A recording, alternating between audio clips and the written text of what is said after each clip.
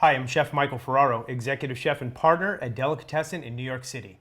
Today on Dude Food, we're going to be making crab dip.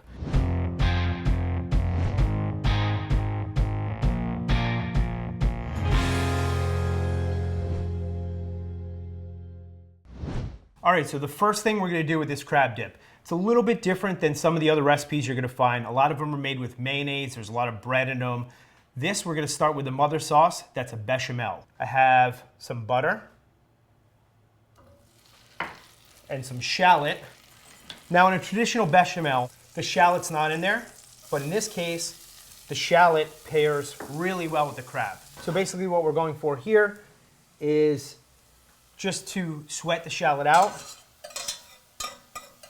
And then for our next step, we're gonna add the flour. Now the flour is gonna be the thickening agent in the sauce. So 1 tablespoon of flour goes in, and you wanna really whisk that together. And at this point, you wanna let that cook for a couple minutes and cook out that flour flavor. So now what this turns into is a very light roux.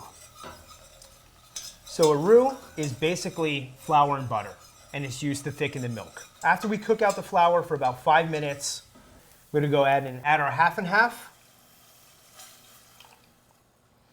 Okay, so really important here, you just wanna keep whisking. You wanna avoid any kinds of lumps. And then as soon as it comes to a boil, you'll see it thickens up. But at this point, I'm also gonna add the rest of our ingredients in. Here I have some smoked paprika, some cayenne pepper for a little bit of heat, some Old Bay seasoning. Old Bay goes really nice with any kind of shellfish. I also really like it on fries too. Some Worcestershire sauce and some mustard powder. So we're just gonna go ahead, mix all that in. Again, it's just really important to keep stirring until this thickens. And it takes 5 to 7 minutes. Now it's time for the cheese.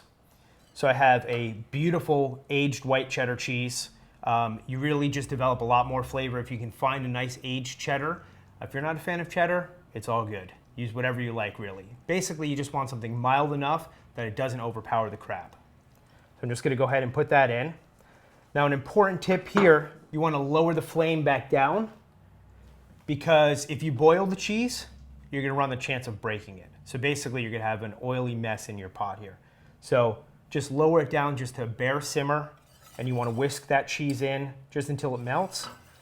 And that was the cream cheese. You can really turn your flame all the way down and whisk the cheese in until it's melted. It's gonna take about a minute or so. So I'm gonna go over to our bowl here, and here I have some beautiful, fresh lump crab meat.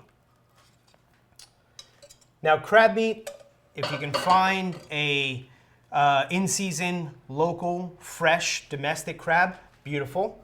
If you can't, you can go ahead and get a imported one, which will be pasteurized.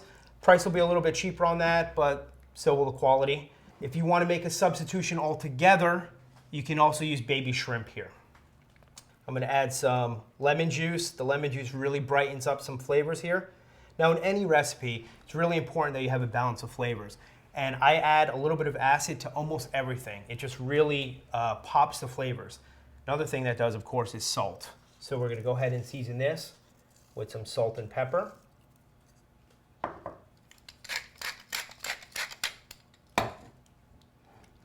Give that a good stir around. There, and that's creamy. I mean, you can just dive in right there. But now I'm gonna pour it into our baking dish, put this off to the side while we go into the next step.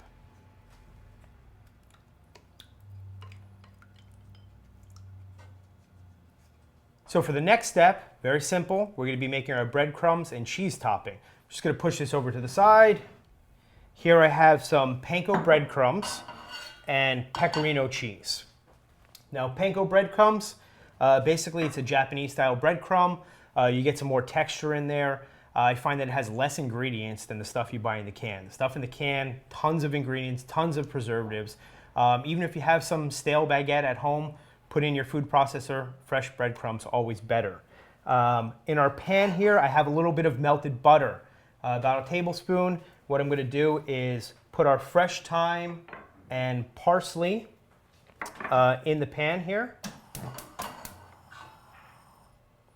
So basically, I don't want to cook this too much. Once your herbs start to bubble just a little bit, okay, we're not frying the herbs here.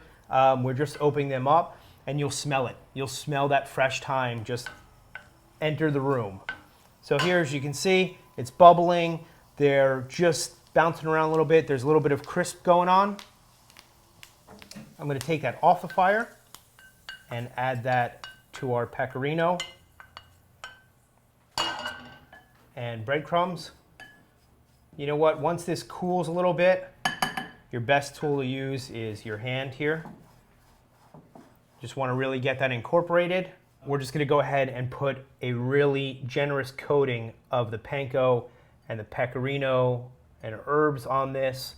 It's going to develop a beautiful brown crisp layer on top. Give you something to dig into. Okay, so at this point, we're ready to go in the oven. Have my oven set at 350 degrees. We're going to put it in for about 15 to 20 minutes. Depending on your oven, if you have convection or not, could be a little bit faster, or if you don't, a little bit longer.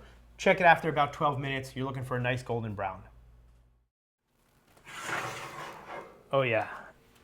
So it's, as you can see, beautiful golden brown, nice and crisp. So I'm excited to dig into this here. Just gonna grab some of our grilled bread, a little bit on there. I have my beer here all set to go. It's amazing. And there we have it. I'm Michael Ferraro, and this is Dude Food.